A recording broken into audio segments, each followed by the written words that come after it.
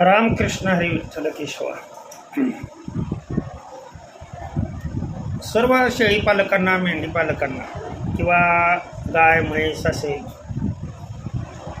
कुठलाही पाळीव प्राणी असेल, कुत्रा असेल, मांजर असेल, ससे असतील, ससा एक वेळ जरा बाजूला ठेवा. परंतु रवंत करणारा कोणताही प्राणी, रवंत करणे म्हणजे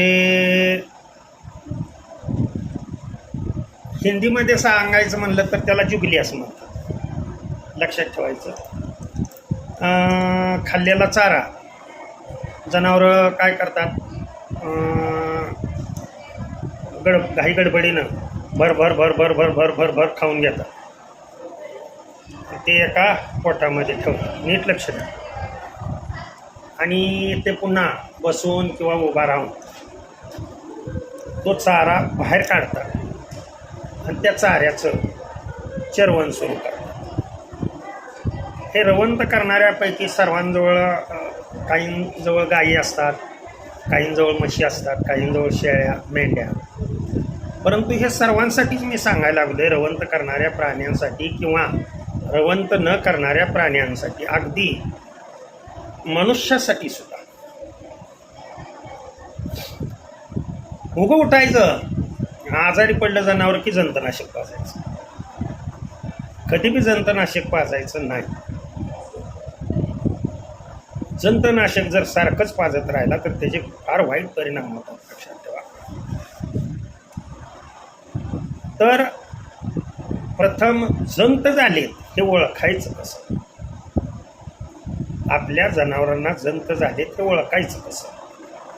तर लक्ष द्या. तर प्रथम जंत झालेल्याची बाह्य लक्षणं कोणती, की आपल्या जनावराला बाबा जंत झालेले हे ओळखायचं कसं? तर पहिलं लक्षण अतिशय महत्त्वाचं सांगतो. एक म्हणजे जनावर ते थोडंसं खाल्लं की उभा राहतं. कधीतरी रवंत करतं, रवंत पूर्णपणे बंद होत नाही. कधीतरी रवंत करणार, मनाला आलं तर 2-3 घास खाणार, 4 घास खाणार आणि उभा राहणार. बाकीचे सगळे जनावरं चालतात आणि हे नुसतं घुमाड्यासारखं उभा राहतं. हे पहिलं लक्षण. बाह्य लक्षणं सांगायला लागतं. तो तदनंतर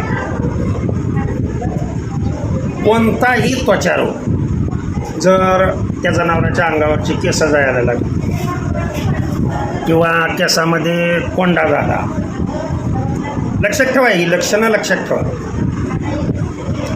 आपोआप कुठेही असे चट्टे पडायला लागले, चट्ट्याने असे केस जायला लागले, हेही लक्षण त्याच्यामध्ये असू शकतं. त्यानंतर बाह्य लक्षणामध्ये आणखीन पुढं जाऊन सांगायचं म्हणलं तर जनावरांनी वारंवार संडास लागते त्या डिसेंट्री. आणि जनावराला संडास लागली की आपण संडासवरचं औषध देतो, बंद व्हायचं औषध देतो. संडास बंद होते औषध दिल्या पुन्हा आणखीन सुरू होतं.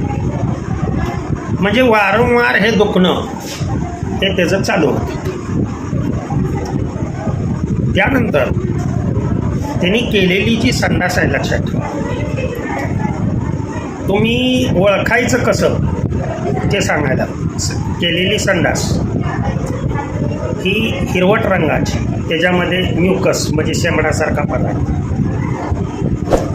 पांढरा पांढरा, अंडी असतात, ती जंतांची अंडी असतात किंवा असे बारीक बारीक बारीक बारीक जंतू, किडे असतात. ती गाय असो, शेळी असो, मेंढी असो, म्हैस असो. लक्षात ठेवायची. मग आपल्या लक्षातच येत नाही की त्याच्या बाबा पोटामध्ये जंत झालेले, तर या जनावराला जंतनाशक पाजणं आवश्यक आहे. आता शेळी, मेंढी, गाय, म्हैस चांगल्या पद्धतीनं खाती, तरी बी आपण उगाच जंतनाशक पाजतो. त्याच्यामुळं काय होतं माहीत आहे, लिव्हरवर त्याच्यात प्रेशर येतं. जंतनाशक पाजताना काळजी कोणती घ्यायची असते, कसं जंतनाशक पाजायचं असतं, हे याचा सेपरेट व्हिडिओ आहे, तो व्हिडिओ पहा. परंतु जंत झालेत का नाही हे ओळखण्यासाठी सांगतोय तुम्हाला. जनावर हिटवर येतं म्हणजे माज करतं, शेळी असू द्या मेंढी असू द्या काय असू हिट करतं म्हणजे हिटवर येतं, माज दाखवतं. तुम्ही भरल्यानंतर जनावर गाभण राहत नाही. गाभण न राहणे, जनावरांनी गाभण न राहणे हे सुद्धा एक जंत पोटात आहे याचं लक्षण. वारंवार ते उलटणे, जनावर उलटणे हे जंत झालेल्याचं प्रमुख लक्षण. पुढे संडासचं ज्या वेळेला निरीक्षण करचाल त्यावेळेला त्या संडासचा वास येतो, लक्षात ठेवा. अशी दुर्गंधीयुक्त जर समजा त्याला संडास होत असेल, लोसा टाईप, आणि तिचा दुर्गंध येत असेल तर लक्षात ठेवायचं. किंवा जनावर वारंवार फुगलं जातं, तेवढ्यापुरतं औषध दिलं की कमी होतं, पुन्हा दुसऱ्या दिवशी चारा खाल्ला की फुगतं किंवा 2-3 दिवसानंतर फुगतं. ही सगळी लक्षणं ही जंत झालेल्याचे, त्या जनावराला जंत झालेले. आणखीन भरपूर काही सांगता येतील, पुढे ऐका.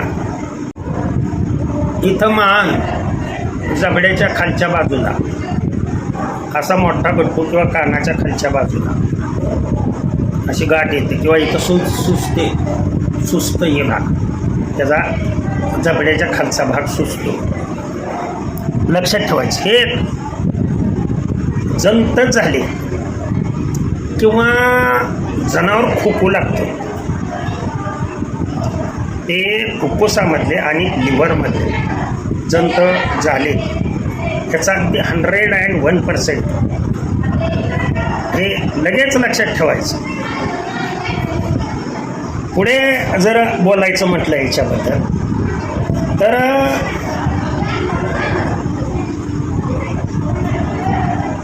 जनावर असं सोडलं की प्लॅस्टिकचा कागद खा, लोखंड चाबल, चप्पल खा, प्लॅस्टिक खा, म्हणजे नको असलेले पदार्थ ते खाते. ध्यानात आलं का? पळतच जाऊन कपडे असं तोंडात धरून चापलून लगे गिळून टाकतो. ही लक्षात ठेवा. सगळी जी लक्षणं आहेत ही आपल्या जनावराला जंत झालेले, सगळी बाह्य लक्षणं सांगतोय बरं का तुम्हाला. फिरता फिरता सहज ओळखू येतं, अरे ती शेळी आपली चप्पल खाती किंवा प्लॅस्टिक खाती म्हणजे तिला जंत झाले, ते लगेच ओळखता आलं पाहिजे आहे. किंवा रवंत करताना किंवा सायंकाळी शेळ्या बसल्यानंतर, मेंढ्या बसल्यानंतर त्याच्यातून प्रवास करावा. आणि प्रवास केल्यानंतर जर शेळी किंवा मेंढी किंवा गाय म्हैस जर दात खात असेल, ते लहान पिल्लामध्ये जास्त आढळतं. लहान पिल्लं काय करतात, मोठ्यांदा ब्या करून वरडतं, पोटात एकदम दुखतं ना त्यांच्या. आलं का लक्षात? त्या जंताच्या हालचालीमुळं खूप जंत झाली, ह्याचं हे लक्षण आहे. आणि ह्यामध्ये पिल्लू एका दिवसाच्या आत मरून जातं, लहान पिल्लू. हे तुम्हाला अगोदर ही बाह्य लक्षणं तुम्हाला कळणं आवश्यक आहे. दात कर कर कर कर कर कर दात खातं म्हणजे त्याला जंत झाली, हे लक्षात ठेवायचं. पुढे जर याचं लक्षण सांगायचं म्हटलं, अति जादा जर जंत झाले, लक्षात ठेवा, तर जनावर काय करतं, येड्यासारखं तिथंच गोल गोल फिरतं. आता हे सराचं बी लक्षण आहे बरं का, सरा रोगाचं, त्याच्यावर बी उपाय सांगणार आहे. जनावर गोल गोल फिरणे हा एकतर सरा रोग असू शकतो, नाहीतर जंत असू शकतात. पुढे जर त्याचं पुढचं लक्षण सांगायचं म्हणलं तर जनावरं अशी लक्षणं दाखवल्यानंतर ते हळूहळू कमी खायला सुरुवात होती, त्याची इम्युनो पॉवर पूर्णतः कमी होती. जनावर असं किती बी खायला घातलं तर जनावरांमध्ये सुधारणा अजिबात दिसत नाही. आणि जनावरांमध्ये सुधारणा म्हणजे आपण म्हणतो अरे नुसतंच खातं हे, परंतु ह्याची ताकद कशी काय वाढणार. अचानक दूध कमी होतं, जनावराचं दूधच कमी होतं. ही सगळी लक्षणं लक्षात ठेवा. अचानक 10 लिटर दूध देत होती शेळी गाय आणि एकदमच 5 लिटरवर आली किंवा 2 लिटरवर आली किंवा धारच काढून गेला, जंत झालेल्याचं लक्षण. याशिवाय ही आणखी भरपूर लक्षणं आहेत. यातली ओझरती मी तुम्हाला हे लक्षणं सांगितली. निमोनिया, कधी निमोनिया फेफड्यामध्ये, म्हणजे मी सांगितलं तुम्हाला की जे खोकत राहतं, रवंत करणं ते बंद होतं. खोकण्यामुळं मग रवंत करणं काय होतं, बंद होतं. कंटिन्युअसली रवंत करत नाही, कधीतरी खातं, थोडंच खाणार आणि थोडंच रवंत करणार. परंतु ही जी सर्व लक्षणं आहेत, ही सर्व लक्षणं एवढ्याशा बाह्य लक्षणावरनं तुमच्या लक्षात येतं की आपल्या जनावराला जंत झालेले. जवळजवळ मी सर्व लक्षणं तुम्हाला सांगून टाकली. किंवा कधी असं होतं बरं का, गायच्या संडासमध्ये किंवा म्हैसीच्या संडासमध्ये किंवा शेळी मेंढीच्या पिल्लाच्या संडासमध्ये कधी रक्त येतं. संडास ही रक्त मिश्रित आणि रक्त मिश्रित संडास झाल्यामुळं प्रॉब्लेम हा येतो. ती ही एक जंत झालेल्याचं हे लक्षण आहे बरं का. जर रक्त येत असेल त्या संडासबरोबर किंवा लेंडीबरोबर थोडंसं रक्त पडत असेल तर लक्षात ठेवायचं आपल्या जनावराला जंत झाले. जवळजवळ सर्व लक्षणं तुम्हाला आपले सांगितली. आता शेवटचं एक लक्षण सांगतो तुम्हाला की जे तुम्हाला सहजासहजी ओळखू येतं. डोळ्यामध्ये चिपडे येतात, डोळ्यातनं पाणी गळतं, तोंडातून लाळ गळते. ही सगळी लक्षणं जंत झालेली आहेत. आणि अशा शेळी मेंढीच्या जवळ माशा भॉंग भॉंग भॉंग भॉंग भॉंग भॉंग करत असतात, ढास होतात आणि परिणाम असा होतो ते माशी आल्यामुळं त्याला काय खाता येत नाही. असं जनावर माशा त्याच्या सभोवताली गोळा होत असतील तर लक्षात ठेवायचं हे ते संडास कधी करतं आहे त्यातले आम्ही किडे कधी खातो आहे, ह्याच्यासाठी त्या माशा जमलेल्या असतात. लक्षात ठेवा, या गोष्टी लक्षात ठेवा. आणि त्याच माशा काय करतात, ते जंत पसरवतात, त्याची अंडी पसरवतात. तर हे प्रत्येकाने अतिशय महत्त्वाच्या गोष्टी लक्षात ठेवणं आवश्यक आहे. यावरून तर कमीत कमी एवढी सांगितलेल्या माहितीवरनं तर कमीत कमी जंतनाशक केव्हा पाजायचं आणि आता कोणतं पाजायचं, जंतनाशक केव्हा पाजायचं हे तर कळलं. आता जंतनाशक कोणतं पाजायचं हे मी तुम्हाला पुढील व्हिडिओमध्ये कुठल्याही चॅनलवरती असेल, ते बैसर भजन कीर्तनवरती असेल किंवा बैसर शेळीपालन करतात, कोणत्याही चॅनलवरती तुम्हाला याची माहिती मिळून जाईल. तर ते तुम्ही शोधणं आवश्यक आहे. त्यासाठी चॅनल सबस्क्राईब करणं आवश्यक आहे. कमेंट्स करत जावा, कशाबद्दल पाहिजे, काय पाहिजे, कुठला व्हिडिओ आवश्यक आहे, हे तुम्ही कमेंट्स केल्याशिवाय मी तर मला जसा वेळ मिळेल तशा पद्धतीनं टाकतच असतो. ओके. रामकृष्ण हरी, विठ्ठल केशव.